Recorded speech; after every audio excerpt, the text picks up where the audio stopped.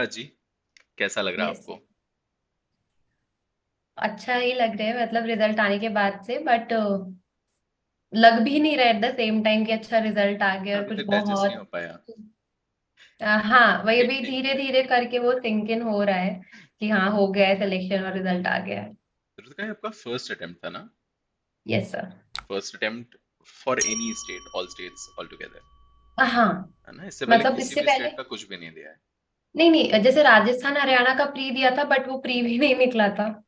तो मतलब वो एग्जाम्स मैंने इसलिए दिए थे क्योंकि मैं अपना ये नहीं चाह रही थी कि मैं प्रिपरेशन करूँ सबसे पहला एग्जाम मैं एमपी का ही दूं, क्योंकि एमपी हमेशा से ही वो एक टारगेटेड स्टेट थी कि एमपी का निकालना है। तो वो एक एग्जामिनेशन का क्या प्रेशर होता है, क्या एनवायरनमेंट होता है, वो सब चीजों से यूज टू होने के लिए राजस्थान हरियाणा दिया था। बट ऐसा उसका उस हिसाब से प्रिपरेशन नहीं थी उसकी उन दोनों बहुत एग्जाम्स इनिशियल की। स्टेजेस में दिया था ना। प्रिपरेशन आपकी हाँ, मतलब कंप्लीट कहाँ हुई थी उस टाइम तक? नहीं, हाँ, प्रिपरेशन कंप्लीट नहीं हुई थी, प्रिपरेशन चल ही रही थी। हम्म, बट एग्जाम्स का मुझे हमेशा ऐसा लगता है कि जो प्रिपरेशन एग्जाम्स देने से होती है, वो कितना भी आप सेल्फ स्टडी कर लो, गाइडेंस ले लो, उतना सीरियसनेस वो सीरियसनेस नहीं आ पाती आपके खुद के अंदर, एटलीस्ट बफर मेरे नहीं केस मिलता में है तो। ना। हाँ, वो उससे थोड़ा जो मतलब मेरे साथ ऐसा होता है ना कि जब तक डर ना हो उस चीज का तो वो उतनी सिंसियरिटी मेरे अंदर भी नहीं आती है। तो वो डर लाने के लिए मैंने एग्जाम्स दिए थे इससे हाँ। पहले। तो अपन लोग एक इवेंट प्लान कर रहे हैं 5 तारीख को, 3 बजे से यस सर। 5 बजे। भोपाल, जो हम्म। अपना हेड ऑफिस है यहाँ पर, एमपी नगर जोन 2 एसबीआई के बगल में। तो यस सर। उसमें all the people are welcomed, जितने भी स्टूडेंट्स हैं, जुडिशरी एस्पिरेंट्स हैं, ईदर, मतलब whether or not they are students of judiciary gold, and there is no registration fees. So the idea is okay. they'll be asking you questions, ठीक है, okay. about your journey, about your preparation, about कैसा लग रहा है जज बन के and everything around that. And yes sir. generally see what happens ना धृतिका कि जब भी कोई हमारे साथ का व्यक्ति आगे बढ़ता है, जिसको हमने अपने साथ तैयारी करते देखा है, तो उससे इंस्पिरेशन ज्यादा मिलती है as compare yes to sir. Inspirational stories पढ़ने के या फिर यूट्यूब पे यस सर। कोई मोटिवेशनल स्पीच सुन लेने के। जब हमारे साथ हम्म। का कोई हमें दिखता है कि हाँ ये आगे बढ़ा, तो हमें बहुत इंस्पिरेशनल सा लगता है। अच्छा, हाँ, जनरली आपका अभी जैसे फर्स्ट अटेम्प्ट ये हुआ, इससे पहले की आपकी जर्नी कैसी थी? प्रेपरेटरी जर्नी कैसी थी? कैसे डिफाइन करोगे आप?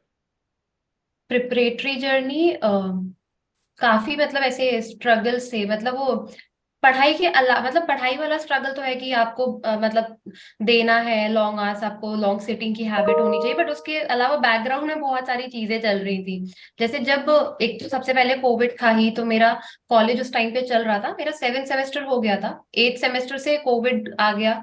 तो जब 8th सेमेस्टर कंप्लीट हुआ, फिर जब मैं 5th ईयर में आई, तो क्योंकि मैं लीगल एज की स्टूडेंट रही हूँ हमेशा से, और जब मुझे पता चला कि एक टॉप रैंकर्स का ही एक और जुडिशरी का एक बैच रिलीज हो रहा है, तो आई गेस एक वो जो ट्रस्ट फैक्टर था ना कि हाँ लीगल एज है और फैकल्टी वगैरह, मुझे पता है कि ये मतलब यहाँ से मुझे सही गाइडेंस ही मिलेगा, क्वालिटी मतलब क्वालिटी प्रिपरेशन होगी मेरी, मुझे डरने की जरूरत नहीं कि पता नहीं स्टडी मटेरियल आएगा कि नहीं, पता नहीं क्लासेस रेगुलर होंगी कि नहीं। तो इन सब चीजों का टेंशन नहीं था, मैंने बस इतना देखा कि अच्छा जुडिशरी का बैच आ रहा है, मैंने ज्वाइन कर लिया। But at the same time ये था कि मेरे मम्मी का रिटायरमेंट भी था उस टाइम पे। तो हम लोग पूरा मतलब एक ऐसे समझ सकते हैं कि पूरा हम लोग परमानेंटली दूसरी सिटी में शिफ्ट कर रहे थे, साथ में कोविड भी चल रहा है।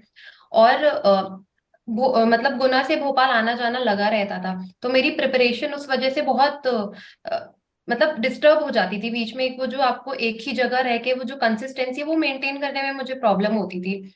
और क्योंकि नवोदय रिमोट एरियाज में होते हैं और ऑनलाइन क्लासेस होती थी, तो मुझे ये नेटवर्क इशू वाली चीज बहुत होती थी।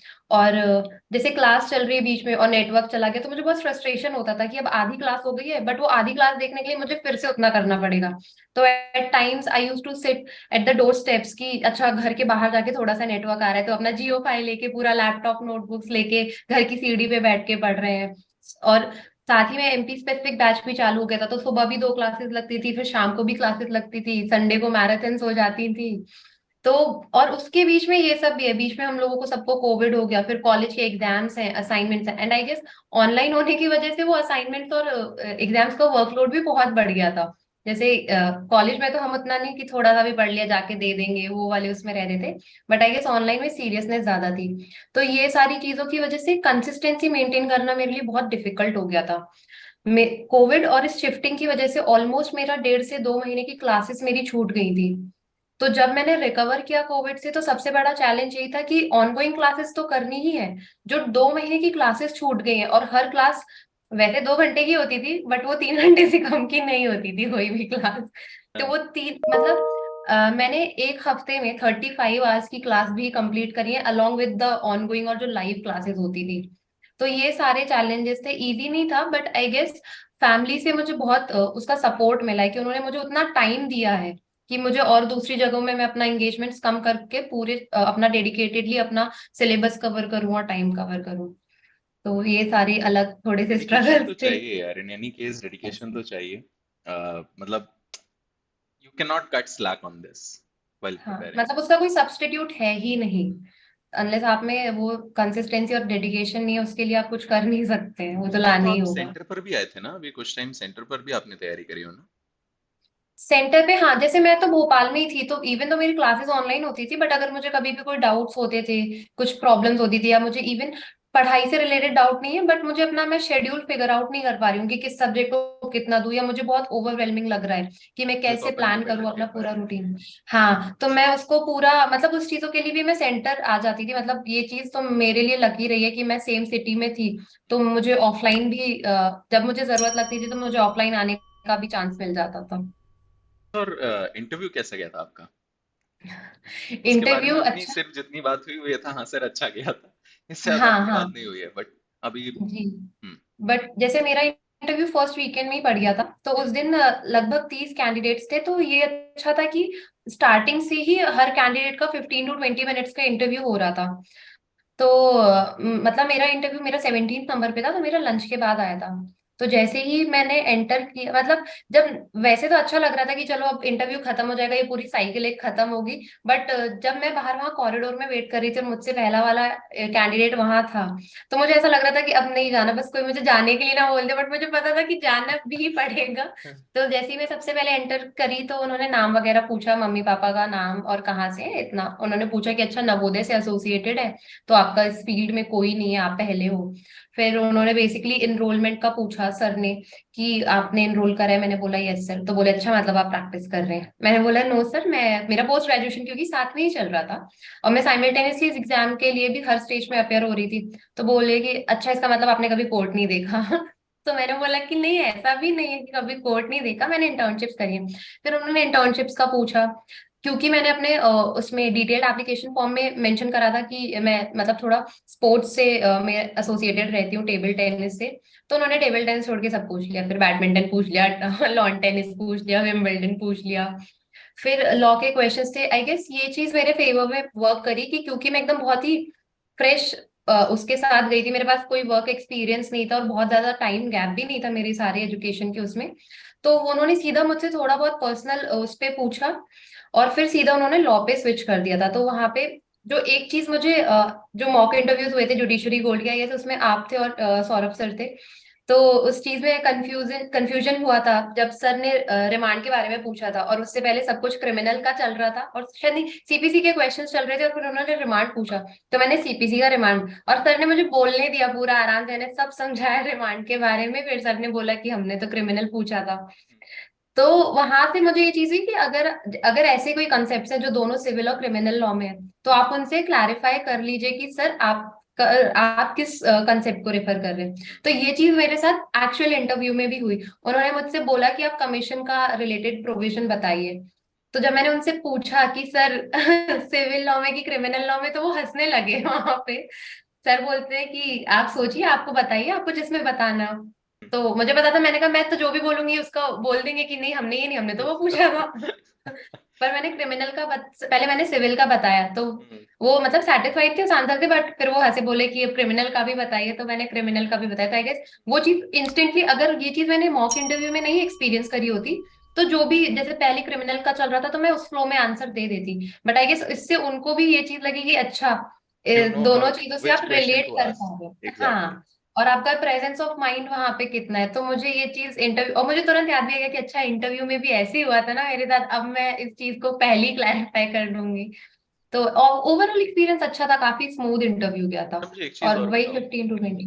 कि यस सर। जैसे बहुत सारे अभी आपने बताया ना कि ये वाले भी इश्यूज थे जो अंडरलाइंग अपने चल रहे थे लाइफ में भी, शिफ्टिंग का भी, हम्म। कोविड का भी। तो हाँ। इस पूरे टाइम खुद का माइंडसेट कैसे बना के रखा, खुद को मोटिवेटेड कैसे रखा कि नहीं, तैयारी तो करनी है कम वॉट में? तो मेरे साथ ये था कि जब मैं जैसे एनएलयू ज्वाइन करा, एनएलयू भी एकदम कंप्लीटली मेरे लिए इंटायरली डिफरेंट एटमॉस्फेयर था, क्योंकि मैंने वो बैकग्राउंड, इवन मैंने उससे रिलेटेड बातें भी कभी नहीं सुनी कि अच्छा एनएलयू में ऐसा होता है वैसा होता है। तो जो भी था सारे मेरे फर्स्ट एक्सपीरियंसेस थे। तो बट मतलब सारी एनएलयू में आपको एक थोड़ा कॉर्पोरेट कल्चर की टुवर्ड्स एक इंक्लिनेशन मिलता है। तो मेरा स्टार्टिंग से मैं भी थोड़ा डिलेमा में रहती थी, मुझे लगता था कि मुझे कॉर्पोरेट उसमें जाना है, बट जब मैंने एक दो बार इंटर्नशिप्स करी तो मैं समझ गई कि ये लाइफ मतलब मैं चली जाऊंगी, बट मैं फिर वापस घूम फिर के कॉम्पिटेटिव एग्जाम्स और इसमें आ जाऊंगी। फिफ्थ ईयर में मैंने अपना माइंड बना लिया था, बट क्योंकि इतना सारा चीजें चल रही थी, मुझे पता था कि इसके अलावा मेरे पास कोई ऑप्शन नहीं है। जैसे at times candidates plan B लेके चलते हैं, ये चीज मतलब आई गेस ये चीज मेरे अंदर हमेशा से थी, even during my CLAT preparation and at the time of judicial services preparation, कि मेरे पास कोई प्लान बी नहीं था। इवन मेरे पेरेंट्स भी जब मुझसे पूछते थे, कि पेरेंट्स को एट टाइम लगता है ना कि पता नहीं होगा कि नहीं होगा, इतना कंपटीशन है, उनको नहीं पता आपकी प्रिपरेशन कैसी चल रही है, तो मुझसे बोलते थे कि साथ में ये एग्जाम भी दे दो, यूजीसी नेट भी दे दो, टीचिंग तो लड़कियों के लिए बहुत अच्छी होती है, और ये सारी चीजें। तो मैं खुद से भी अगर मैं बैठ के कभी सोचती थी कि अगर सच में मेरा इस अटेम्प्ट में नहीं हुआ तो मैं क्या करूंगी, और मेरे दिमाग में कुछ नहीं आता था। मतलब मैं ब्लैंक बैठी रहती, मैं तुम्हें पता था कि ऑप्शंस क्या क्या है, बट वो एक जो नेचुरल इंक्लिनेशन आता है ना कि हाँ ये करने का मन है, वो मुझे और किसी चीज के लिए फील नहीं होता था। और मतलब आई एम फॉर्चुनेट एनफ कि मेरा फर्स्ट अटेम्प्ट में निकला, तो मुझे उस तरफ अपना दिमाग लगाना भी नहीं पड़ा ज्यादा, मुझे वो मतलब मौका ही नहीं मिला। बट वो प्लान भी था ही नहीं, वो यही था कि मुझे बस यही करना है। और आई गेस वो जो एक रहता है ना डिटर्मिनेशन की यही करनी, वो चीज ही मतलब दैट केप्ट मी गोइंग कि नहीं यही है। तक सेफ्टी नेट रहता है तब तक आप उतना डेडिकेटेडली करते भी नहीं हो। अगर हाँ आपको वो पता है मेरी, कि मुझे प्लान बी पता है था, तो मैंने वी कहा कि also work on the plan B while working on the plan B, plan हाँ प्लान बी मतलब मुझे पता है सारे कैंडिडेट्स की अपनी सर्कमस्टांसेस अलग होते हैं, and it is safe to have a plan B, but क्योंकि मेरे सर्कमस्टांसेस ऐसे थे विच अलाउड मी कि मैं अभी एक ही चीज पे पूरा अपना फोकस करूं। और जैसी मेरी पर्सनालिटी और मेरा नेचर है, मुझे पता था कि अगर मेरे पास प्लान बी होता तो मैं यहाँ पे थोड़ा ढीली पड़ जाती कि अच्छा वो तो है, वो भी कर लेंगे, एक ऑप्शन है। तो वो चीज मैंने शुरुआत से अपने आप को दी ही नहीं, उन चीजों को थॉट ही नहीं दिया कि मुझे कहीं और का भी कभी सोचना है। बट लकीली मेरा उस अटेम्प्ट एक अटेम्प्ट में हो गया, तो मुझे उस ऑप्शन को एक्सप्लोर करना नहीं पड़ा। एंड ऑनेस्टली यार, मतलब आपको अभी तक भले डाइजेस्ट ना हुआ हो, हमें उसी दिन हो गया हाँ। था। मुझे बहुत अच्छा लगा था। मतलब व्हेन आई वाज, मेरे पास आई थिंक ये लिस्ट मैंने डाउनलोड करी थी, उसके बाद मैंने ही अपने ये जुडिशरी गोल्ड के ग्रुप्स वगैरह पर भेजी थी कि ऐसा रिजल्ट आ गया है। एंड उस पे वी आर लुकिंग एंड इतने में मेरे पास पीछे से शिवानी मैम का मैसेज आता है, ध्रुतिका। मैंने तुरंत सर्च किया, मैं कहा हाँ हो गया उसका। तो अपने स्टूडेंट्स को we were looking for and काफी सारे स्टूडेंट्स का हुआ।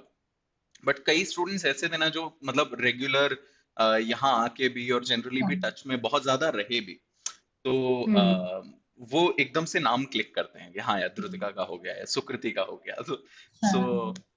बढ़िया है यार, we are really very happy. And मुझे लगता लगता क्या, मुझे पता ही है you are happy as well. And बाकी फिर आप आइए 5 तारीख को 3 बजे यहीं सेंटर पे, बिल्कुल सर, सब बिल्कुल। लोगों से मिलते हैं। एंड बिल्कुल। दूसरे भी जो लोग तैयारी कर रहे हैं, they might benefit from what you have to say about preparation strategies, approach towards this examination and everything, है ना? यस। यस चलो। सर, मैं बस एक चीज ऐड करना चाहूंगी कि जब जैसा आपने बोला कि रिजल्ट आया तो सबको खुशी हुई, तो मैं हमेशा मतलब जब से रिजल्ट आया मैं जितने भी लोगों से ऑफलाइन ऑनलाइन कैसे भी मिलूं, मैंने हमेशा ये चीज बोली है कि जिस दिन रिजल्ट आया था तो उस दिन मेरी मेहनत और मेरा हार्डवर्क सबके सामने आ गया, कि हाँ मेरा नाम है, सबको पता चल गया। बट मेरे फैमिली है, मेरे फ्रेंड्स है, पेरेंट्स, आप लोग, मेंटर्स, टीचर्स, चाहे मैं ऑनलाइन मोड में उनसे जुड़ी हूँ ऑफलाइन मोड में, उनको सामने लाना आई फील कि वो मेरी रिस्पॉन्सिबिलिटी होगी कि मैं सबको बताऊं कि नहीं ये भी थे। भले वो लिस्ट इतनी लंबी कि सबका इंडिविजुअली नाम लेने में मुझे बहुत टाइम लग जाता है, but I try my best कि मैं सबको उनका नाम से उनको एक्नॉलेज करूं। और आई गेस आपके साथ तो मैं फाउंडेशन बैच 2 के टाइम से ही जुड़ी हुई हूँ, मैंने राजस्थान के भी सब्जेक्ट आपसे पढ़े थे, हाँ। और हर्ष सर से तो बहुत ही पुराना एसोसिएशन है लीगल एज के थ्रू। तो I just want to thank each and every one of you. जैसे शिवानी मैम है, अर्पिता मैम है, इन लोगों से मैं मॉक इंटरव्यूज के टाइम पे मिली थी, बट उनका एट टाइम्स होता है ना कि आपका क्या रोल है सामने वाले की जर्नी में, वो हम नहीं समझ पाते, बट जब रिजल्ट आता है तो हमको पता रहता है कि उन्होंने बहुत नॉर्मल सी चीज बोली होगी, जो वो शायद हर कैंडिडेट को बोलते हैं कि कोई बात नहीं बेटा, हो जाएगा, या आप अच्छा कर रहे हो, बस कंसिस्टेंसी मेंटेन करो। बट उस टाइम पे उस कैंडिडेट को वो चीज कितनी इंपॉर्टेंट होती है, उसको कितनी जरूरत होती है वो सुनने की, वो उसको ही पता होता है। तो I just wanted to take this opportunity to thank each and every one of you, जिनका So किसी sweet. भी कैपेसिटी में उनका रोल रहा है, वो मेरे लिए कितना हेल्पफुल है, वो आज मुझे ये चीज समझ में आती है। तो thank you everyone, thank you so much. Thank you so much, Vijay.